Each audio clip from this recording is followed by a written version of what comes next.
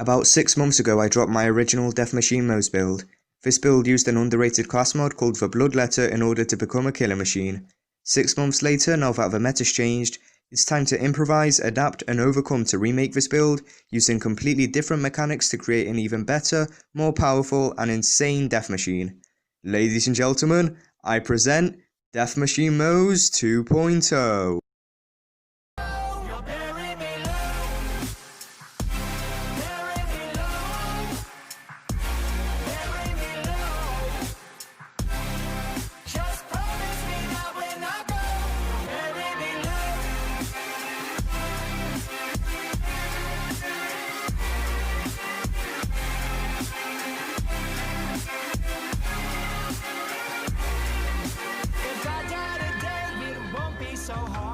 Everything scares me, but never the dark. Stay acting brave, but I'm too faint of heart to pull out the thorn in my side.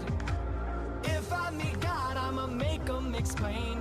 Where was his help when I wanted to change? Is everything crazy or just in my brain? Oh, mercy me, mercy mine. Oi lads, Crypto here, and today I'm finally going to be showing you the new Death Machine Moze 2.0. Now with this build I made a ton of changes, but it does still focus on one thing, and that is outputting insane amounts of damage whilst also using a few underrated items and new interactions. Real quick as always, before we do get into the video, I do just want to say that unfortunately I am an Xbox so I can't provide a save file. However, if you are an Xbox too, then cough cough. Make sure to join my Discord server, which I will be leaving in the description down below. If you play on PS4 or PC, then unfortunately I can't give you this build yet.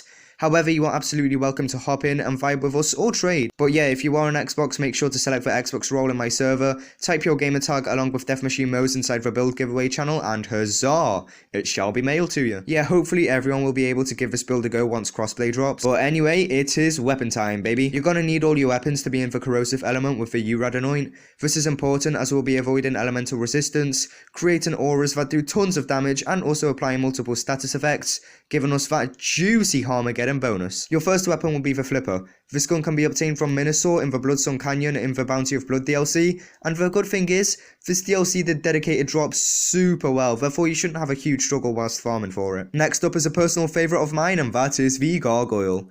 Now this gun is without a doubt one of the best COV guns and can pack a serious punch. This gun can come with a ×3 variant and it's the one I'm using, however you can use whichever one fits your playstyle best. This gun can also be found in the Bloodsun Canyon and it drops from Dick and Goyle. Next up, Sandhawk. Oh boy. This gun can be obtained from Katagawa Jr. in the Atlas HQ, and the best way to describe this is no comment, because that's what your enemies will be saying after you one-shot them in semi-auto mode, baby. For the final weapon we have the Plague Bearer. This drops from Warden in the Anvil and is extremely good for mob clearing. Now onto the shield. We're going to be using the Rerouter, and you can and absolutely should replace this with the one-shotter, but make sure it has the action skill Start Trigger Shield Effect anointment, as that's the one we will be using. The effect our shield has is it being broken, so when we hop in and out of Iron Bet, it'll do just that. This is good since we're rocking Tentacious Defense on a 1 HP setup and we can proc it easily without killing ourselves. This is great since we're rocking a Bloodletter with 2 points into Thin Red Line to get us down to 1 HP, and the other points should go into Desperate Measures to give us 100% more constant gun damage. So you see, the Rerouter gives us 3 damage with 1 point into Tentacious Defense, and we'll get even more damage since we have the Cloning Maddening Tracker with the On Grenade Thrown anointment. Not only do we get 25% more damage, but our Bloodletter regenerates our shield, and this will constantly refill it and give us 100% more amp damage. Yeah, pretty insane. And finally, we're using the Pearl because Pearl. In our backpack we have a Backburner. This drops from Agonizer and deals a ton of damage. For Major Kong, now you can also have this gun with the 160 splash anoint since the gun can one-shot enemies anyway, it really doesn't matter. For Yellow Cake, whilst it's still unobtainable and underleveled, it still one-shots things. And the Insider, oh boy, the good old Insider. Now this gun was the bread and butter of the original Death Machine Moze, however it's just too hard to obtain. Don't get me wrong, even with 160 splash, it's great.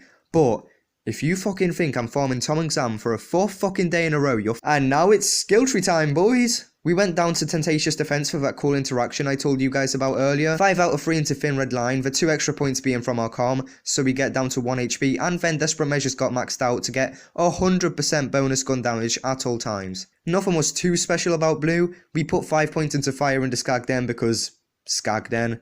And it gives us an extra element which works wonders with a Harmageddon Guardian rank, and we hit short fuse because it's a great all-round skill to use. Finally, in the green tree we put 1 point into Scorching RPMs for more damage, however you could definitely take a point out of it and put it into Russian Offensive if you like. I just feel like we're already great on healing.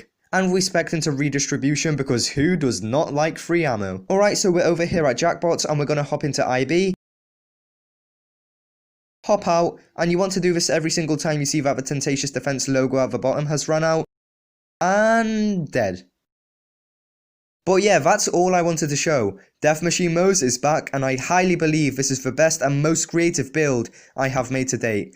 Go out and get killing, Vault Hunters! But with all that out of the way, we have reached the end of the video. Thank you guys so much for watching. If you enjoyed or found the build useful, definitely make sure to like and subscribe as it helps me out a lot. And yeah, I'll see you in the next one. See ya. Now for the unmasking. Ladies and gentlemen. You've got to love all these seemingly butthurt little kids.